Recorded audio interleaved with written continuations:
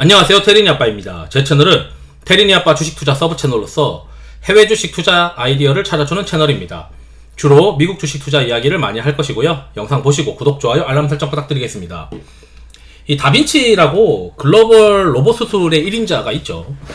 이 미국 기업이 최근에 이제 변화가 있고, 이 변화가 이 회사를 신고가로 이끌고 있다, 이렇게 지금 해석을 하고 싶은데, 이건 디스클레이머고요. 지금 최근에 이게 인투이티브 서지컬이라고 하고 티커가 ISRG예요.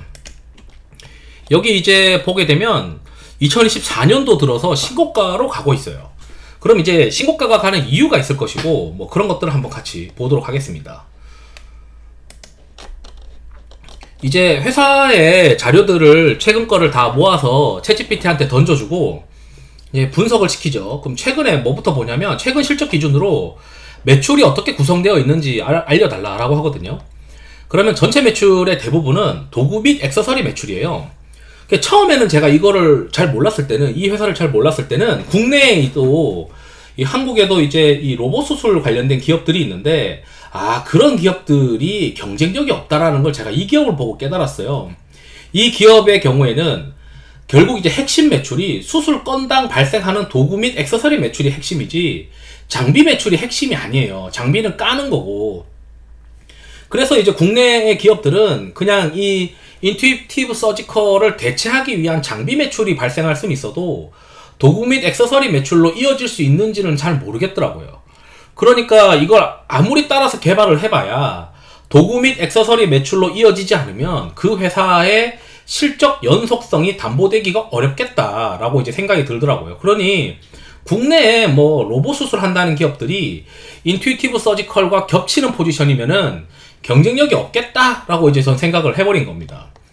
그리고 이제 회사의 이제 내용을 또 보게 되면, 기존에 있는 장비가 있고 신규 장비를 2024년 1분기 때 FDA 승인을 받았어요. 그리고 나서 회사가 계속 올라가고 있는데 왜 그런가라고 제가 고민을 해보면, 얘가 이제 기존 장비가 XI랑 X가 있어요. 그리고 이 장비들이 언제 나온 거냐라고 좀 물어봤어요. 그래서 언제 나온 거냐라고 보니까 2014년과 2017년이 있습니다. 그런데 이번에 2024년이면 거의 10년 만에 신규 장비가 나온 거예요. 어렴풋이 보면은 그냥 기존 장비 대체하는 거 나왔고 새로운 장비가 기존의 장비 사간 놈들이 사가지 않겠냐, 뭐 이렇게 생각할 수 있겠지만, 이번에 이제 저 또 물어본 거는, 그러면 이게 10년 만에 출시된 건데 이 액세서리 매출이 수술 건과 연동이 되는데, 이제 건당 $1,800라는 이야기가 있어서 알아봤더니, 이게 수술이 복잡해지면은 단가가 더 높아집니다. 액세서리 매출 단가가. 그래서 저는 이제 또 궁금해서, 그럼 기존에 장비 도입했던 애들이 교체 주기가 보통 어떻게 되냐 라고 물어봤더니, 교체 주기는 보통 7년에서 10년이다. 그러면 2014년부터 이제 7년 이상 들어가는 기업들, 그 병원들이 꽤 많아질 것이다 라고 이제 생각이 들더라고요, 머릿속에서.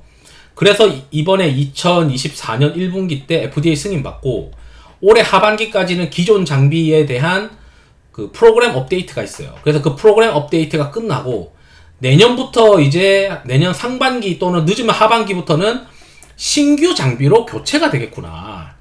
그런데 자, 신규 장비와 이제 2025년부터 신규 장비가 이제 교체 주기가 이제 기대가 되는데, 자, 신규 장비를 얘가 팔 때 리스로도 팔아요.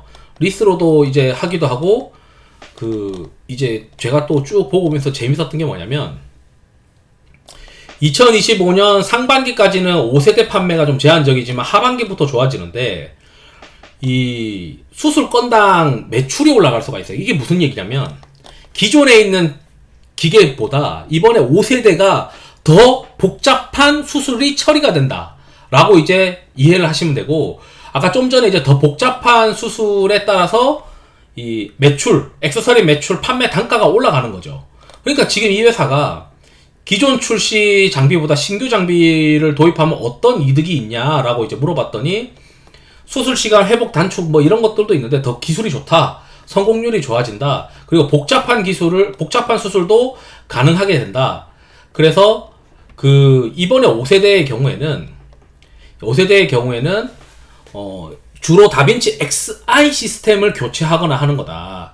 그래서 다빈치 Xi는 2014년에 출시된 고급형 모델인데 이 고급형 모델을 이제 개선하기 위해서 5세대로 출시하는 거고, 고급형 모델이 업그레이드 되면서 이게 업그레이드 되면서 2014년에 출시된 걸 업그레이드 되면서 결국 이제 이 회사가 판매도 이제 판매로 매출이 잡히겠지만, 제가 봤을 때 핵심은 복잡한 수술이 늘어나게 되면서, 커버가 가능한 수술이 늘어나게 되면서 액세서리 매출의 판매 단가가 높아진다. 그리고 그만큼 복잡한 수술을 더 처리를 하게 되다 보니까, 복잡한 수술이라 표현되어 있잖아요. 이 복잡한 수술을 더 처리하게 되면서 결국 이게 핵심인 것 같아요.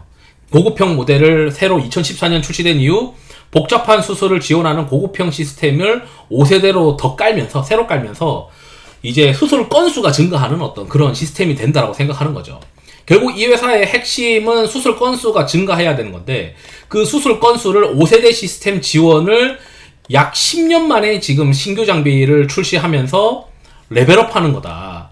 그러니까 이제 그동안은 이제 프로그램 업데이트로 기존 장비를 가지고 계속 이제 업데이트랑 지원을 통해 가지고 한 건데, 이번에는 다빈치 5세대 모델은 기존 고객들이 교체, 그리고 신규 고객들한테 판매를 유도하게 되면 더 복잡한 수술을 지원하기 때문에 고가의 액세서리가 더 많이 될 거다.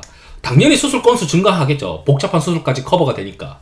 그래서 수술 건수와 Q와 P, ASP도 둘 다 높이는 게 결국 이 회사의 핵심, 지금 현재 투자 포인트는 5세대 모델이 보급이 되기 시작하는 것들일 것이다. 그렇게 생각이 듭니다. 그래서 그걸 통해서 이 회사가 만약에 액세서리 매출의 평균 단가가 자연스럽게 올라가게 되면 시장에서는 또 한번 기대를 하지 않겠냐. 뭐 이런 생각이 듭니다. 그래서 최근에 이제 추정도 보게 되면 2024년 대비해서 2025년도 이렇게 증가를 해요. 증가하고 영업이익률도, 매출 총 이익률과 영업이익률도, 그러니까 영업이익률이 더 개선되고 있는 이 흐름 자체가 결국 액세서리 매출의 ASP, 평균 판매 단가가 높아지는 것을 반영하지 않았겠냐, 이렇게 추정이 됩니다. 그래서 이게 10년 만에 이렇게 변화가 오는 거기 때문에, 과거에도 평균 밸류에이션이 한 70배씩 받았었는데 저는 이 밸류에이션이 그렇게 비싸다고 생각이 안 들어요. 지금 이제 막 초입이잖아요. 아직 5세대가 막 본격적으로 깔리진 않았는데, 이 5세대가 본격적으로 깔리면서 회사의 ASP랑 Q가 늘어나는, 수술 건수가 늘어나는 그런 선순환 구조를 향후 한 3년 동안은 드라마틱하게 한번 발생하지 않겠냐.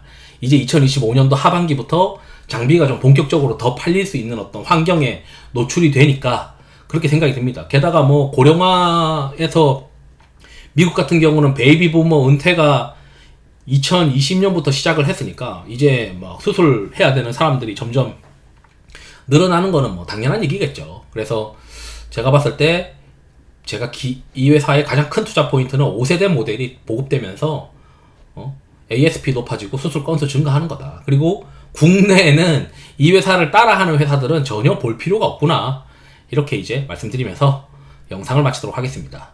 투자에 도움 되시길 바랍니다. 감사합니다.